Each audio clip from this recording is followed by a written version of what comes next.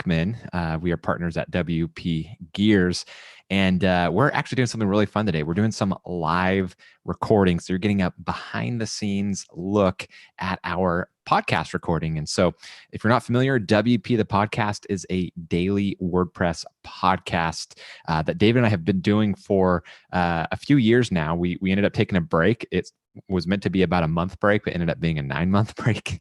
But we are back at it again. And so we, I think it was a few weeks ago, when June 15th is when we started publishing episodes again. And so the way we do it is we record usually about 5 to 7 episodes at a time, sometimes more.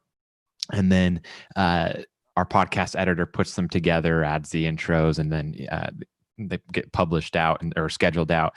And so, yeah, you get to see a behind the scenes look as we record some episodes of WP the podcast. So right now we are live on the WP Gears, which is mine and David's collaboration, where we have WP the podcast as well as our Divi Business Expert course. So we're live on Facebook and YouTube for WP Gears. And then we're also live on YouTube and Facebook for Divi Life.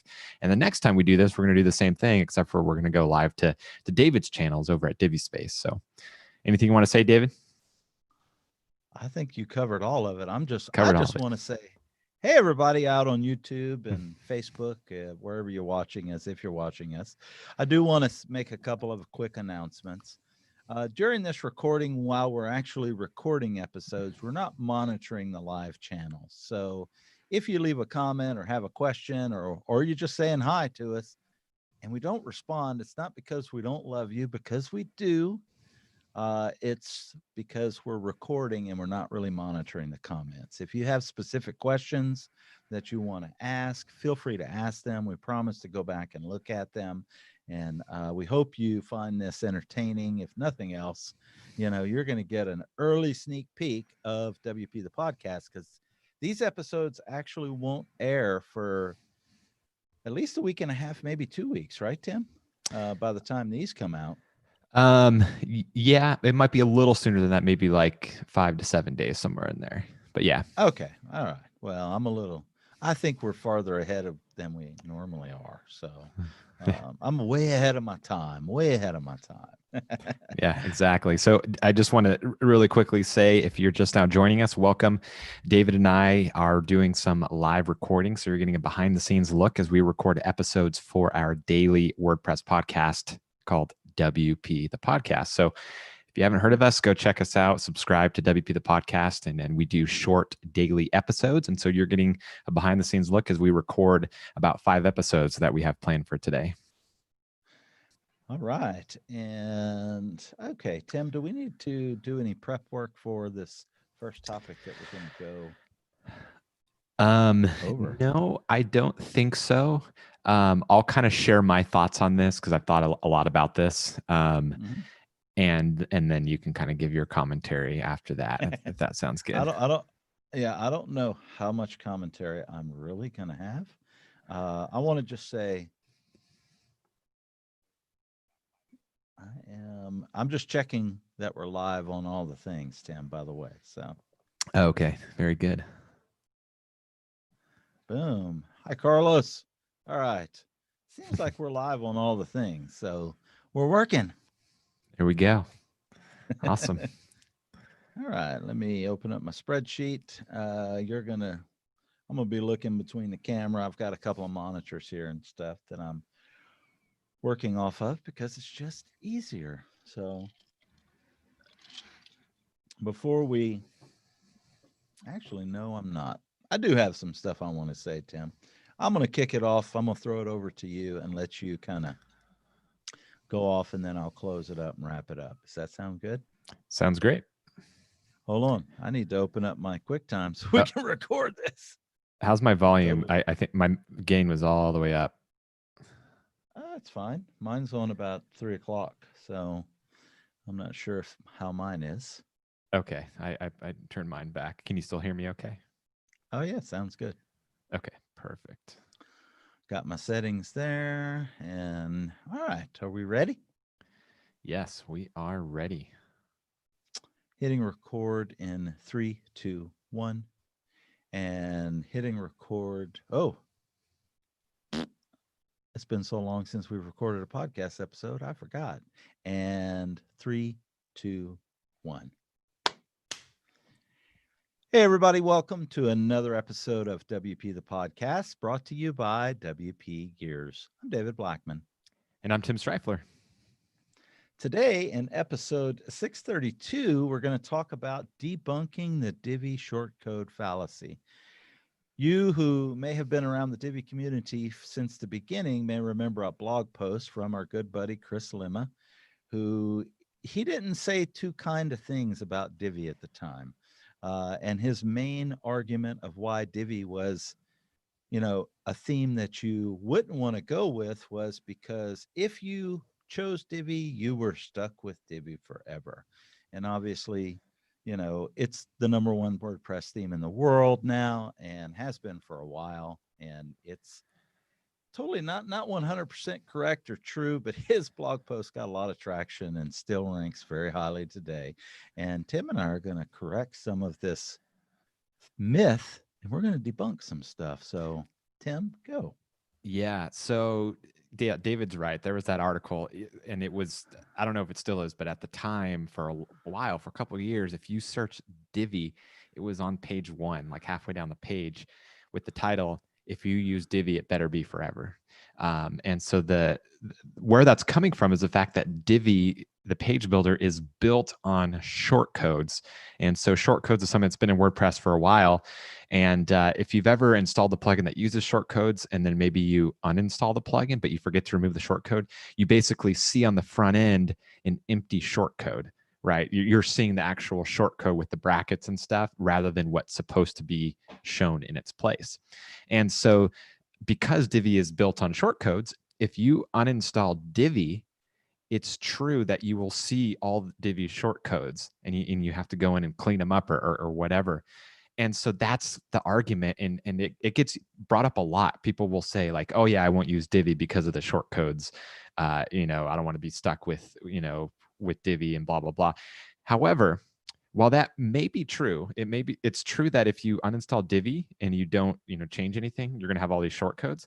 However, every single page builder works in a similar way. Maybe not with shortcodes, but for example, if you go and you install Elementor and you build a website with Elementor, and then you decide, you know what, I don't want to use Elementor anymore. It's buggy or whatever, and you uninstall Elementor, you're not going to see shortcodes, but what you are going to see is a very broken, garbage-looking website.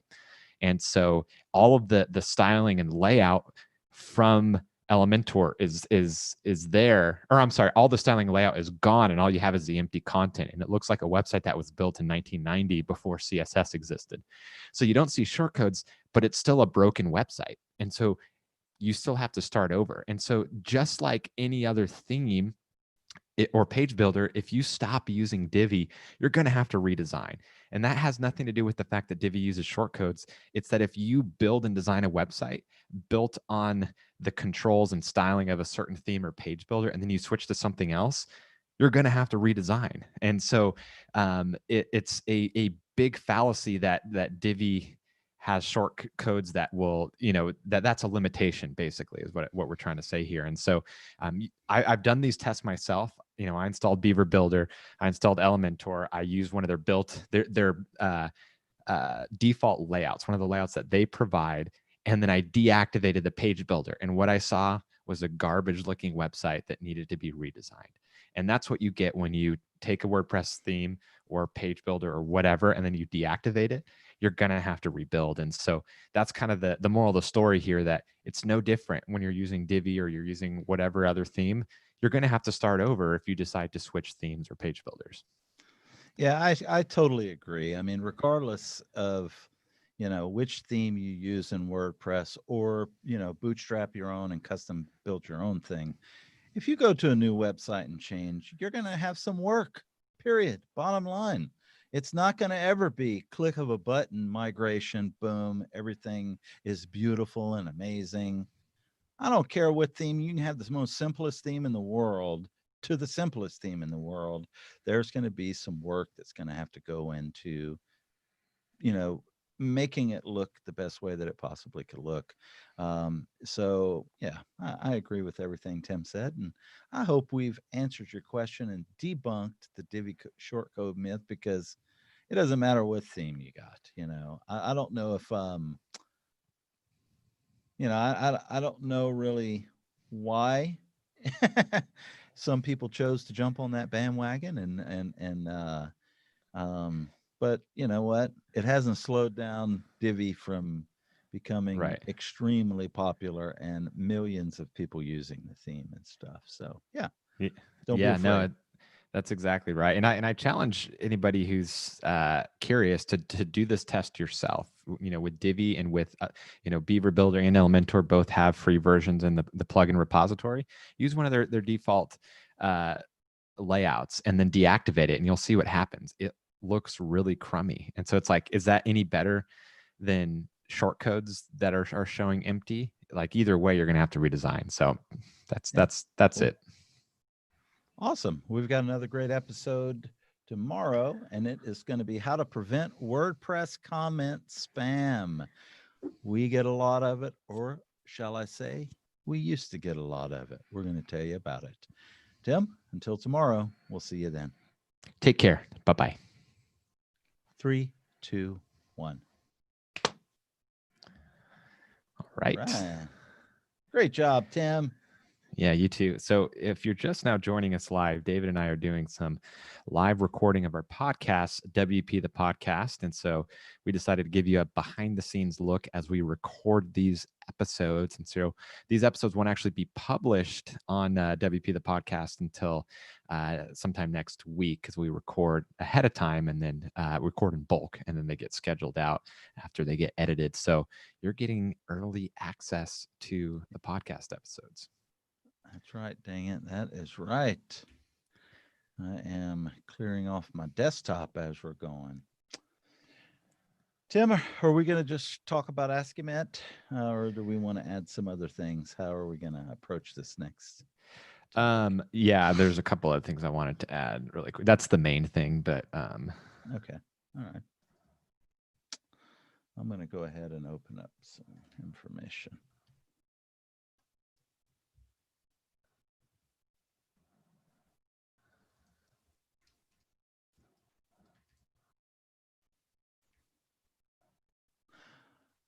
I'll go ahead and be kind of the definer, because I think you're going to probably talk most of this episode as well. More of a technical. Oh, wow. Interesting. I'm looking at your notes.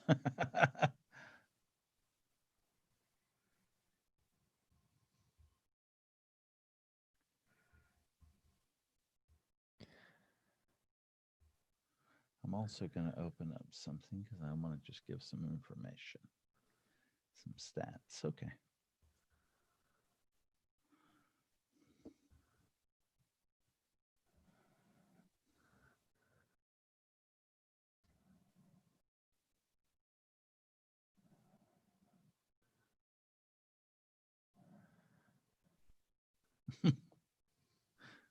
That's funny.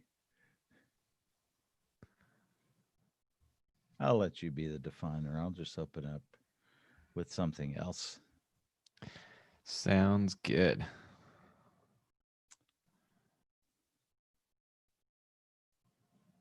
And by the way, in case you're wondering, audience and Tim, when you do search Divi, that website does not show up on page 1 anymore. In fact, I went back like 4 pages and it didn't show up. So, wow, interesting. Okay. And the funny thing is he's one of their biggest affiliates. That's the funny thing. The funny thing is the person who wrote that article was an affiliate, which is very smart on his, create some controversy, get some clicks over there. And I just happen to know personally that he was a pretty big affiliate for Elegant Themes. Yeah, so definitely. David, hold that thought. I'm going to use the restroom, just drink a lot of water. All right. Well, I get to entertain you guys. Let me go check out see if anybody's watching or wants to say hi. It seems like we've got a few people on Divi Life's Facebook page. Tell us hi. Let us know who you are, who's watching. I would love to see who that is. Seems like we've also got several people watching on YouTube between WP Gears and Divi Life. I've got the Divi Life Facebook and YouTube open currently.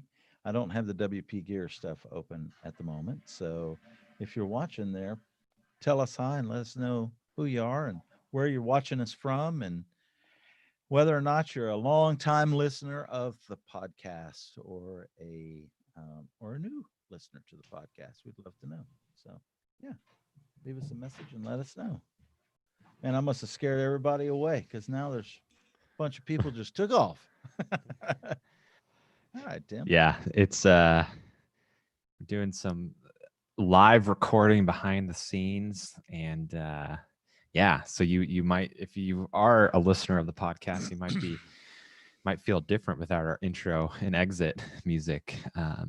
That gets added after in post production. Right. All right, we ready? Yeah. Actually, wait, no. Give me 1 second. Oh, wow. I'm going to fix something here, Tim. There we go. All right. I am ready when you are, David. All right. Hitting record in 3, 2, 1. Oh, it says to try that recording again. Something happened. Let me just open it back up. Hitting record in 3. I stopped it. Hold on. Okay. Yeah, for some reason it crashed. So okay, I'm ready. Yeah. Hitting record in 3, 2, 1. And 3, 2, 1. Hey, everybody. Welcome to another episode of WP the Podcast, brought to you by WP Gears. I'm David Blackman. And I'm Tim Streifler. Today, in episode 633, we're going to talk about how to prevent WordPress comment spam. If you do not take care of this and put something in place, your email box, your inbox is going to get overwhelmed with notifications that you've got a new comment or a new form or somebody's contacted your website, and a lot of it is spam. There's bots out there on the internet that are constantly pinging, finding new WordPress websites, and they're just constantly spamming them for whatever reason, testing them to see if they can get hacked, or to get backlinks, hoping that you approve this comment spam. And believe me, some of it is not so nice. Before we dive off and let Tim, we're going to give you a few different ways that you can help protect against that.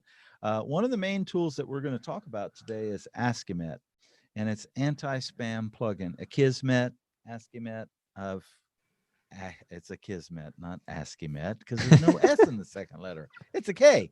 I want to give you some stats. It's currently active on over 5 million websites. That's huge. That's a lot of people using it. We use it. I'm not sure if Tim uses it. We haven't talked about that. But basically, the way that it works is that a visitor submits comments to your blog. Your blog runs each comment through Akismet, and then Akismet tells your blog whether it's ham or spam, and you get to choose whether or not you're going to, what you're going to do with it and stuff. So, Tim? Yeah, and I do use Akismet, and we highly recommend that you put it on every site you build. It's free. There's no reason not to use it. And it basically is the type of thing that gets, the more websites that use it, the smarter it gets. Because basically, if a comment is spam and I mark it as spam and I have Akismet running, well, it's going to tell Akismet that, hey, this IP address is a spam IP address. And so then it basically makes their spam detection smarter, because it's saying, okay, well, if these IP addresses here are the spammers, then we're not going to let any comments come through at all to any of the sites using Akismet, because we already know it's spam. And so rather than you having to detect spam on an individual basis, it's doing it on a huge global scale with all of these websites. And so it's becoming a spam detection wizard, and can detect it so that you don't even have to look at it and mark it as spam. And so that's kind of quick run through of how it works and everything. And so, yeah, that right there for most websites will be the first and last line of defense in terms of comment spam. That's all you really need to do. Now we have a couple other points here, depending on your site and your blog. Like, for example, if you have a website that like you don't really have an active blog, or like you don't want comments to really be part of your blog, well, then you can just turn them off. And so if you go to within your WordPress admin panel, go to settings discussion, you'll see all the different things for controlling comments. And one of them is to just completely disable comments altogether and not enable discussion at all. And so that can be a simple way to get spam off of your blog altogether, which can be good. And then there's other things that you can do as well. So for example, there's a setting under other comment settings that's titled automatically close comments on posts older than blank number of days, right? And so you can do 14 days, you can do 30 days, whatever. And so if there's an old post from 2 years ago and it might still be relevant, but you don't really want discussion on it, well, you can have this happen. And so then you don't have to worry about posts that are super old getting comments from spam bots or whatever. And so I happen to know that Elegant Themes uses this on their blog. They have such an active blog with years and years worth of content, and so they automatically close comments on posts older than a set amount of days. I can't remember. It might be 30 days or it might be longer than that. And so you can't go to a post that was written 2 years ago and comment on it unless they've individually allowed that post to open up comments again. And so, because you can control it on an individual post basis as well. Man, that could lead to a couple of more future WP the podcast topics, Tim. Should you or should you not do that and stuff? So yeah, I think it's great.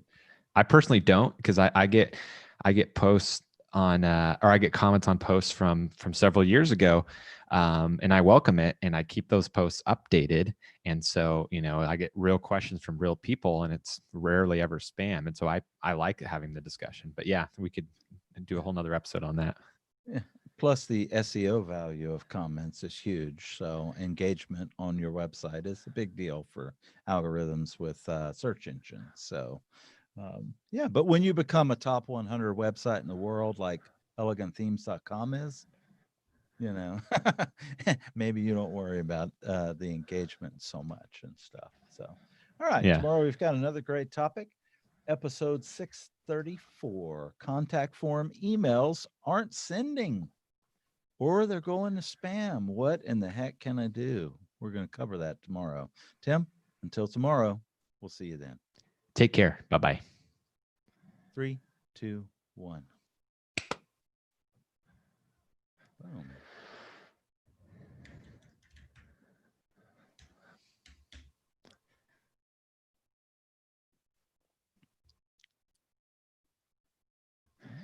All right. So just in case you just joined us live on Facebook or YouTube, David and I are doing some live recording of our podcast, WP the Podcast. And so you get a behind the scenes look at our recording session. And so you can kind of see how that looks. Mark just mentioned great show. Thank you, Mark. Thanks for watching live, and thanks for listening to the podcast.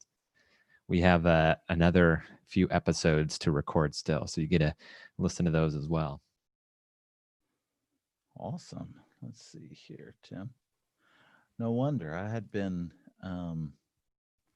asking people to kind of give us their, let us know where they are when we're in our breaks and stuff, and I I had everything shut down and stuff. So I am going to close it back down again because it's kind of distracting for me. All right. Let me know when you're ready, Tim. Give me 1 second.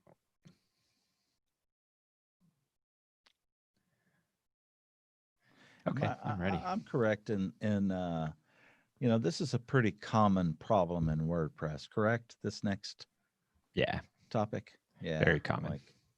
I thought so. pretty much gonna have to do one of these things that we talk about, correct? Yes. Yeah. And I can explain why this happens, and then you can talk about the first one or second one, whichever one you prefer. Yeah. It doesn't matter to me. I'll let you do the first one, and then I'll talk about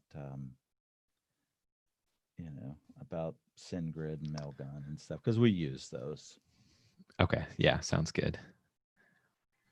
Let me just kind of real quick.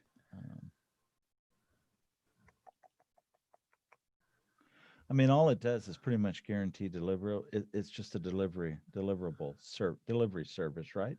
For your emails. Yes, it outsources email sending to their mail servers, SendGrid, for example, which are optimized for sending large amounts of emails, opposed to having your website send it. But yeah, I'll talk in the intro. I'll kind of talk about why that happens. Okay. All right. All righty. Let me know when you're ready. I am ready. Hitting record in 3, 2, 1. And 3, 2, 1. Hey, everybody. Welcome to another episode of WP the Podcast, brought to you by WP Gears. I'm David Blackman. And I'm Tim Streifler. Today, we've got a super exciting technical topic. Seems like we've had quite a few of those in a row. Episode 634, we're going to talk about why your contact form emails may not be sending, or why your emails are going to spam. So we're going to kind of cover some things, why it's happening, but we're also going to give you some tips and tricks to help solve the problem for you as well. Yeah, absolutely. So first things first, let's kind of talk about, as David mentioned, what the issue is and why it happened. So basically, websites are configured to load web pages, right? Website servers are configured to load web pages, right? And so they're not really configured for sending emails. And so when WordPress sends emails, so the emails that WordPress can send can be anything from a password reset email when you forget your password, or one of your customers forgets a password, an email receipt if you're using e-commerce plugin such as WooCommerce or EDD, a form submission. So for example, you have your built-in contact form on your theme or page builder, or you're using something like Gravity Forms. Those are all emails that WordPress has to send, and it's using the web server to send that. However, the web server, as I mentioned, isn't really configured to be sending emails. It's configured to be serving web pages. Also, if you're on cheap shared hosting, chances are your IP address has already been blacklisted by different email services like Gmail and so forth. And so, that's kind of the basics for why it happens. And so, because it's not configured to be sending email, and because of like shared servers, shared IP addresses, the IP address can get blacklisted. And so it ends up going to spam or not getting delivered at all, even, can sometimes happen. And so it's a very common problem, whether it's your contact form or an email receipt or this or that. And so basically what you want to do is you want to get the emails that are being sent by your website server by WordPress and outsource it to some sort of service that specializes in sending emails. And so we're going to talk about a couple of those options now. The first one on the list that I'm going to talk about, and then Dave's going to talk about the next one, is a free plugin. It's brought to you by WP Forms, one of Saeed Belki's companies. And the plugin is called WP Mail SMTP by WP Forms, and it's a free plugin. If you type in WP Mail into the WordPress repository, you're going to find it. But basically, it allows you to use an SMTP, which stands for Simple Mail Transfer Protocol, for sending emails. And so, for example, you can use a Gmail account to send your WordPress emails instead of your website server. And so, we won't get into all the technicalities on how it works and so forth, but it can be a really cheap and easy way to send emails. And I would say that's a good solution for small sites. not e-commerce, you're not sending a lot, you maybe have a occasional contact form submission being sent, that sort of thing, that can be a really good solution. However, if you're an e-commerce site and you have a lot of traffic, a lot of users, customers, a lot of things happening, a lot of emails being sent, then we recommend the next thing that Dave's going to talk about. Yeah, the next thing is a paid email delivery service, and we use them. There's a couple of options out there that are pretty popular and common. One of them is called SendGrid, and the other is Mailgun, and they essentially do the same thing. They're just a paid service where SendGrid or Mailgun, they are an email service provider, basically. Their servers are optimized to get your emails delivered from your website. And it's a paid service, and they're pretty inexpensive, so we have a couple of pretty highly trafficked e-commerce websites, and AspenGroveStudios.com, Divi.space. Tim has Divi.life, and there's a lot of transactional emails going out and stuff, and we pretty much have no problem whatsoever. And we use SendGrid. I'm not sure if Tim uses SendGrid or Mailgun. I think he uses SendGrid also. But we also use it on WP Gears for our course and our students and stuff. And it's easy and it works, So if you want to make sure that your emails are getting sent out, use one of these paid services. We're not going to go into the details of how exactly they work and stuff, but their servers are optimized to send emails, and they're constantly reviewing when something gets blacklisted, making sure that your those IP addresses and stuff aren't blacklisted and stay clean and stuff. And deliverability is probably very, very high, in the high 99%, if not 100%. I don't know what they guarantee, but I highly doubt they guarantee 100%. Yeah. Yeah, no, definitely. And just wanted to clarify, just in case there's any confusion here, transactional emails is the emails that WordPress sends, and they call it transactional because something's happening, whether you're trying to get a password or you're buying a product. WordPress is sending an email in response to some sort of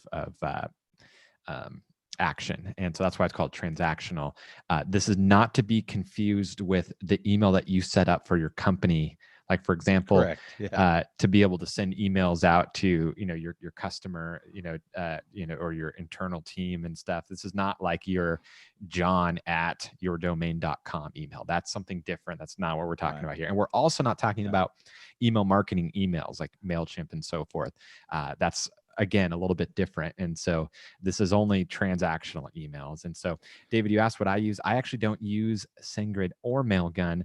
I use the secret third option that we didn't list on here, and that is Mandrill. Mandrill is actually owned by MailChimp, and so you have to have a paid MailChimp account in order to use Mandrill, and then it's a paid add-on. And so I use it just because I'm used to MailChimp, and so I'm kind of in that world already. And so I use Mandrill. And so again, it's separate from the MailChimp email marketing, and it's just for sending transactional emails, but it works well. But yeah, if you don't use MailChimp, SendGrid and Mailgun are both great options. I've used both. I've used SendGrid probably a little bit more on client sites and stuff. And then, as David mentioned, we use SendGrid for WPGears.com. Awesome. Well, tomorrow we've got another great topic: how to reduce WordPress database bloat. This is an important one, folks, so make sure you tune in. Tim, until tomorrow, we'll see you then. Take care. Bye-bye. 3, 2, 1. All right, bro. What was so funny? Oh, just now? Yeah. Oh, because I almost forgot to say my sign off. Take care. Bye-bye. I was like, take care. Bye-bye. So that was why there's like a second of pause. There. You left me hanging. I was sitting there. Tim, hello. All right. I am ready when you are. All righty. Oh, and we had a comment here in the live chats by Mark again. And Mark, if you're still watching, Mark asked what we use for podcast hosting, and we use Blueberry. Blubbery. We use Blubbery. We use the Blueberry podcast player. And so because we use their podcast player, it's easy to use their hosting as well as their analytics and stuff. And so it all just kind of integrates. But yeah, we definitely recommend using a specialized podcast hosting and not trying to host it on your website, because it'll get very bloated very quickly. Like we did originally. And like we did originally. Like this next topic is going to fall right in line with it. Yeah, exactly. And really quick, if you're just now joining us live, I'm kind of keeping an eye on the numbers here. David and I are doing some live recordings. So you're getting behind the scenes look as we record episodes from WP the podcast. So yeah, that's it. Boom. I'm ready when you are, Tim. I am ready. Hitting record in 3, 2, 1. And 3, 2, 1. Hey, everybody. Welcome to another episode of WP the Podcast, brought to you by WP Gears. I'm David Blackman. And I'm Tim Streifler. And that was Murphy that just went behind Tim. If you're listening to the podcasts, we're on video doing this live. So don't go to Apple Podcasts and expect to see Murphy. You're not going to see him there. So I promise I won't do that again, Tim. Should we re-record that? No. I think people will get a kick out of it. So how to reduce WordPress database bloat is our topic today. And we've got a few tips and tricks and ways that you can do that. And the first one is there is a plugin called Better Delete Revisions. So hey, obviously, David, when you go, sorry, we need to start that one over. Okay.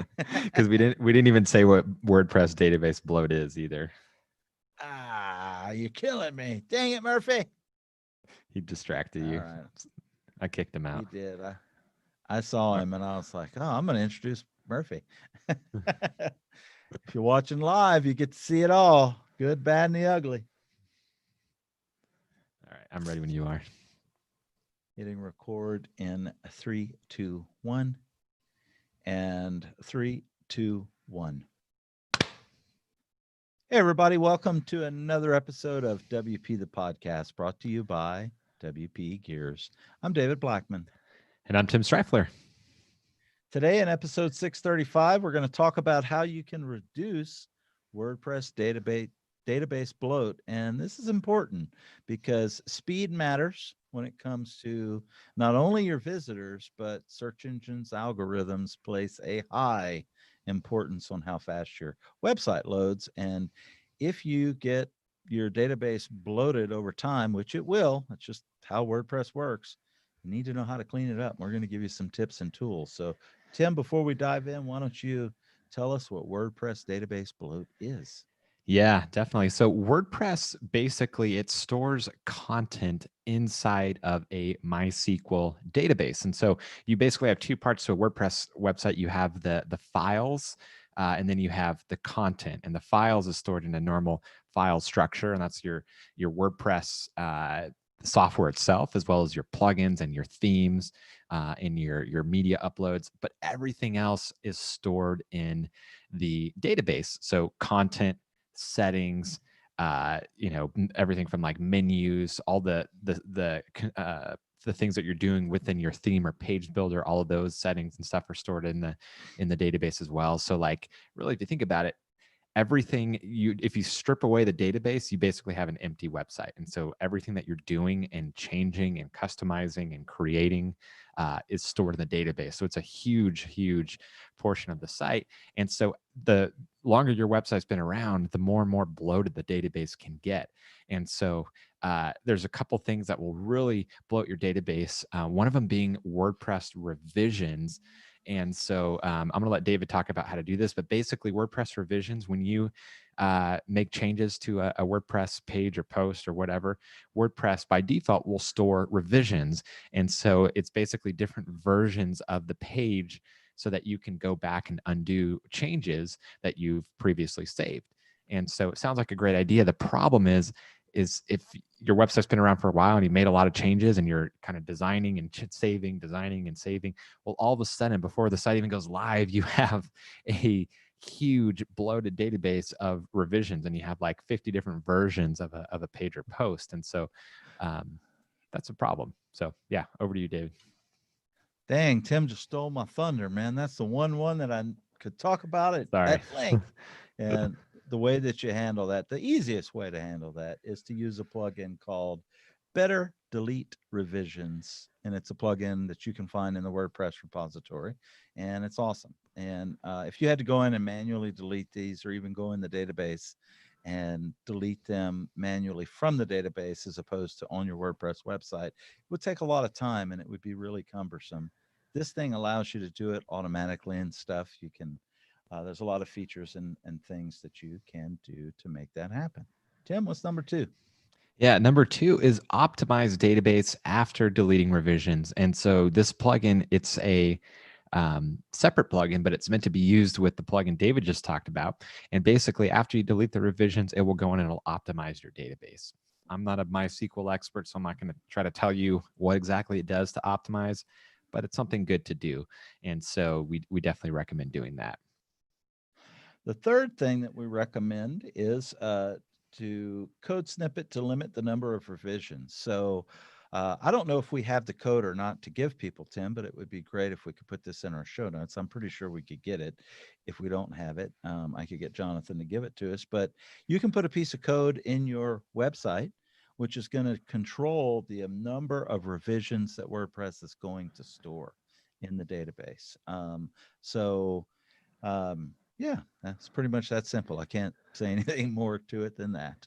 Yeah, and I think there's some might be a plugin as well, but basically by limiting the number of revisions to maybe the last 5, you still have that fallback in case you need to revert back to a previous version without getting a huge database. So it's like, and WP Engine, actually, they're hosting, when you have a website with WP Engine, revisions don't work at all. However, there's times where I really wish that it did work. And so having kind of something in between a ton of revisions and no revisions, is the ideal situation in my opinion. So yeah, we'll see if we can get, I found a blog post here. We'll put in the show notes on how to limit revisions. And the next thing here is kind of separate, but similar. And that is to actually go into PHP My Admin and remove database tables of unused plugins. And so, for example, if you're kind of in a design development phase of a WordPress website, you're probably installing different plugins, and sometimes it might not do what you want. You deactivate and find a similar one, or or maybe you're using something for a while and then you deactivate and decide you don't want it anymore.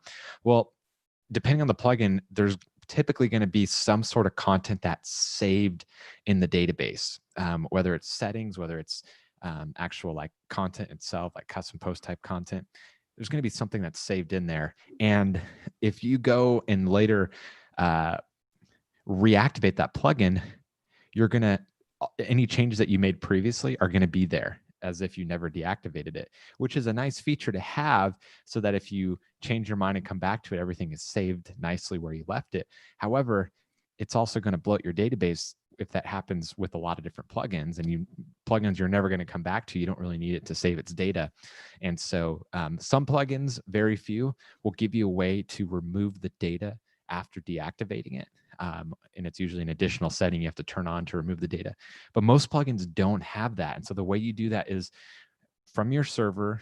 There's a server tool for MySQL databases called PHP My Admin, and it basically lets you see all of your database tables and rows and all of that. And so you can basically find the different plugins that are on there, and you can actually remove those tables or rows or whatever, or entire databases, depending on the plugin. And that can reduce database bloat. Now, I will say this is some advanced stuff here, and you absolutely want to make sure that you have a current backup before you do this, because if you remove the wrong thing, you can completely just break your site into oblivion. And so you want to make sure you have a backup. You want to be careful, but this can be a helpful way of kind of slimming down that database. Fantastic. Well, there you go, folks. How to reduce WordPress database bloat and why it's important that you take care of it. Tomorrow, we've got another great episode, 5 ways to increase your website traffic this month. Tim, until tomorrow, we'll see you then. Take care. Bye-bye. 3, 2, 1. Sorry, David. So many technical topics in a row. I know, man. You're killing me, bro. This one will be more fun though. People will begin to think that I'm just here to intro the thing. No, I can talk some of them. In case you're watching live and stuff, I am, I'm somewhat technical. I have a high level understanding, but I do not deep dive into technical topics just because I want you to have the best information possible.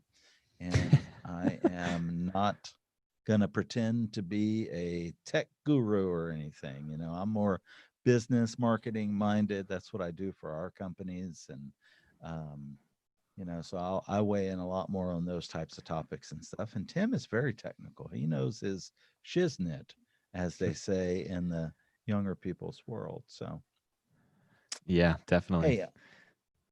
Hey, this last topic, we haven't really written any bullet points. Do we want to fill some things in right now? Do we want to put this one into our next recording? What are your thoughts here? I mean, I say we just knock it out now, so it's done. But okay. I was thinking we could do, it's like we talk about ways to like grow traffic and stuff, but talking about ways that'll make an impact in the next 30 days. Yeah. And so, I was thinking freebies, giveaways. Yeah, that works. Freebies. I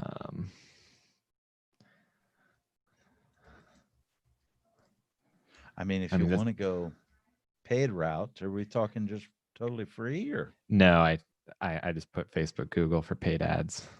Okay, yeah, paid. You could, we could reach out to other, your peers to share, some kind of something that you've got going on your website to where you can, if you can get them to promote it and stuff, send it out in an email blast or whatnot, like contest type of thing. Yeah, or like a sponsored paid ad, you've got paid ads there, but you can do a sponsorship on like several other high trafficked WordPress websites that are in your industry or niche that can get traffic over to you immediately and stuff. Trying to think of what we can do on another freebie. Obviously you've got the social platforms and stuff. I don't know if we want to, talk about taking advantage of the social platforms in any way, outside of paid, but like free stuff. I put create something extraordinary, ideally free, that will draw attention. Yeah. And then get people to share it. We can go like viral school, put a plan together with like Reddit and stuff, because if you can get, kind of what I did with a client of mine a few years ago where they had a very creative niche, but it was cool. And if you can get like to page 1 on Reddit, you're going to get an insane amount of traffic, but it really needs to be some type of, niche-y creative thing where people are going to upvote it, upvote. So utilizing those types of sites,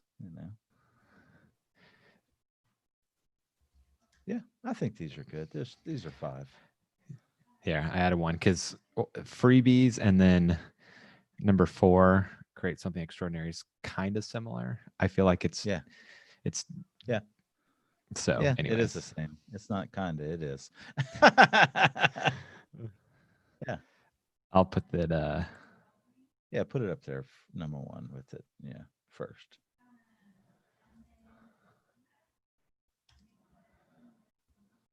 Yeah.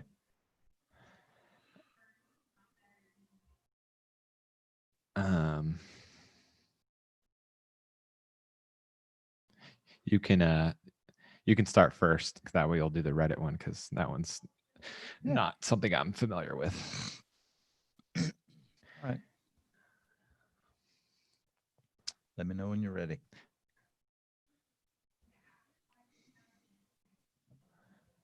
Yep, I am ready. Hitting record in 3, 2, 1. And 3, 2, 1. Hey, everybody. Welcome to another episode of WP the Podcast, brought to you by WP Gears. I'm David Blackman. And I'm Tim Streifler. Today, we're going to talk about 5 ways to increase your website traffic this month. Tim and I have talked a lot about how to increase website traffic overall and in general.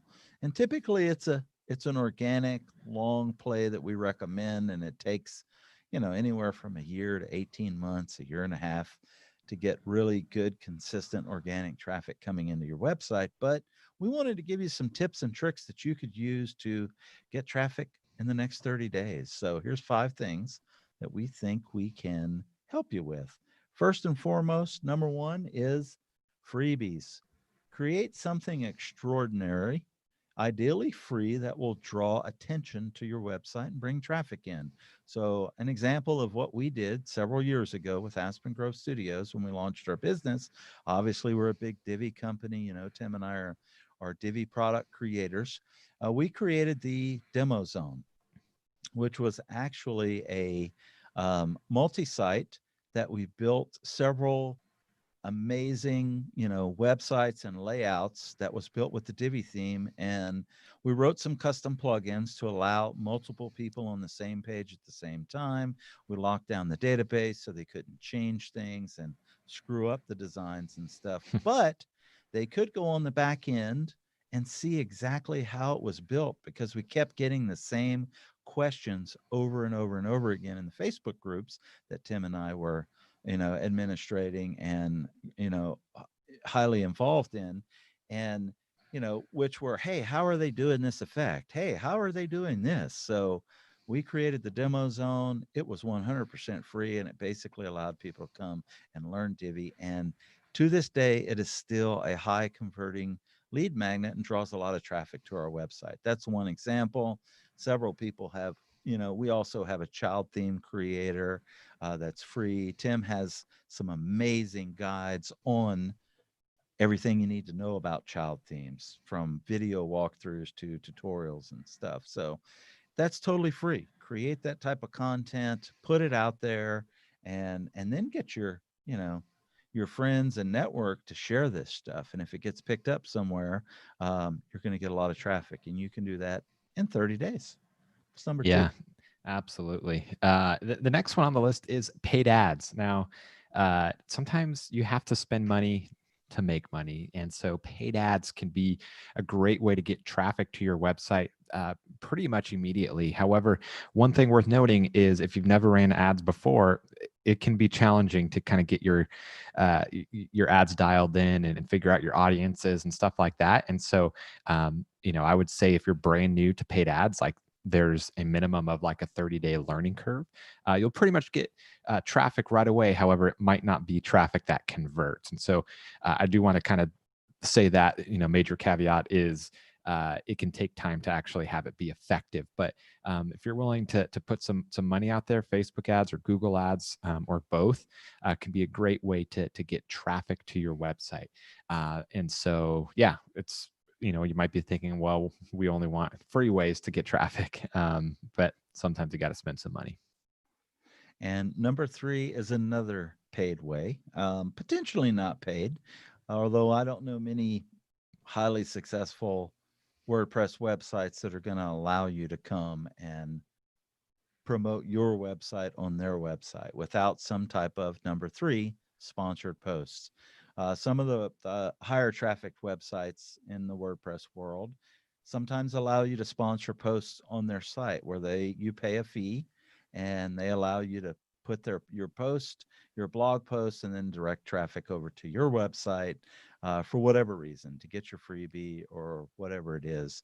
But again, that's another way that you can get some traffic immediately, but it's going to cost money. Yeah, definitely.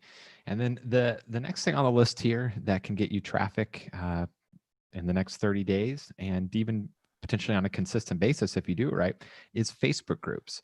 Now, I'm not suggesting by any means to go into a bunch of Facebook groups that are in your niche and just start spamming your services or your products or whatever. But what you can do, if it's permitted by the group admins, is create something really great, some sort of tutorial, something of high value. It could be a freebie, it can just be a blog post, but something that is extraordinary. It's something better than what people are used to seeing out there. And link to it in the Facebook groups. Now, again, you don't want to do anything that's against the rules. And you also don't want to just go into a Facebook group and be brand new to it and all of a sudden just start posting your stuff, even if it is completely free tutorial training, whatever. You want to kind of get familiar with the group and how the group dynamics work, and also offer help and answer people's questions and stuff, and kind of give back to the group before you post something, even if you are posting something that is completely free. So that's something that can work really well, depending on the niche and so forth. But yeah, Facebook groups can be awesome, but you have to do it right. Cannot stress that enough. And last on our list, but definitely not least, is to use some type of social platform like Reddit, where, if you're familiar with Reddit, Reddit is a forum type kind of platform that covers, I think it covers every topic on the planet. There's a subreddit group in there that covers it. So for example, Divi, let's just stick with Divi. There is a Divi Reddit group, and one thing that we did a couple of years ago for a client of mine that worked really, really well, we launched their new website, brand new. Nobody even in the world knew who this company was. It was called Fliptails. And I had a creator who created Flipbooks. He had taken the top 200 names in the IRS database and created Flipbooks for those 200 names, male and female, boys and girls. And, David turned into a peregrine falcon, for example, and it was just a thumb flip through book. Well, we launched the website about 30 days before Christmas, and he wanted to get a bunch of sales for his new product. And one of our strategies was to go out, and if we could get to page 1 on Reddit, we knew that it would go viral and we would get a ton of traffic to our website. So what we did was we created a very unique, creative video showing off the flip books. We posted it to Reddit. And the trick with Reddit is if you get enough upvotes, you're going to get to page 1. And if you get to page 1 on Reddit, you're going to have an insane amount of traffic. I think we got 1 million visitors in that first 24 hours or something. It was incredible to see how much traffic and how many sales he actually made. But it was just a plan that we put together. We knew that if we could get to, page 1 of Reddit, that it was going to go viral and stuff. And it's the same with some of these other, platforms like TikTok or Snapchat or any of those other ones. If you can do YouTube. something or YouTube, YouTube's a little bit different in that, it's kind of works like it's the second largest search engine in the world. So you've got to get indexed, and there's just so many factors. Whereas like a Reddit or something like that, there's like, people with these topics, you're going to get instantly. And if people start upvoting, it's going, so. But yeah, use some type of platform like that, and it could be huge. I hope that made sense, Tim. And, just get creative and get some website traffic to your site. Yeah. Tomorrow we've got another great topic for you, Tim. Anything else? Want to close this out? I think that is it for this topic. But yeah, If you're new to WP the podcast, we're happy that you are here. Hit subscribe, leave us a review, preferably 5 stars. Feel free to recommend some topic ideas of things you'd like to learn. This is episode 636, so obviously we've covered a lot of different things. And feel free to go in and search our website or whatnot for different things, because we might already have a topic on it. Awesome. Well, Tim, until tomorrow. We'll see you then. Take care. Bye-bye. 3, 2, 1. Boom. All right.